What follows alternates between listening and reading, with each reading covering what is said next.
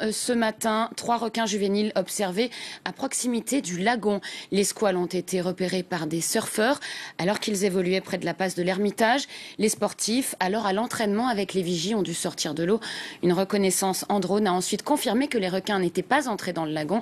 La baignade n'a donc pas été interdite, rassurez-vous.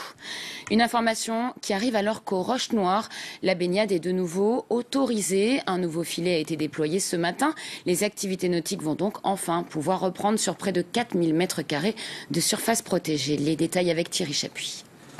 C'est le maire de Saint-Paul en personne qui a ouvert ce matin la baignade sur la plage des Roches Noires, à la grande satisfaction de tous les baigneurs, ou presque.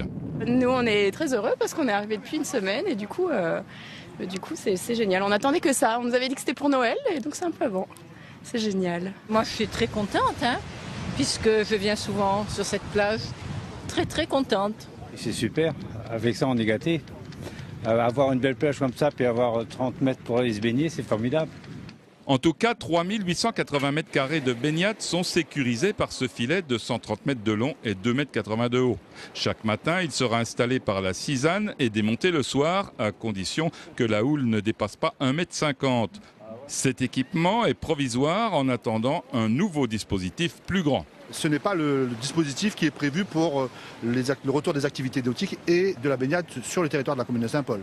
Ce n'est que pour l'instant un outil qui nous permet d'attendre et nous avons aujourd'hui travaillé avec une assistance à maîtrise d'ouvrage pour qu'on puisse mettre en place un dispositif beaucoup plus pérenne et beaucoup plus important pour que bien sûr les activités nautiques puissent de nouveau se faire sur notre territoire et surtout sur les deux sites.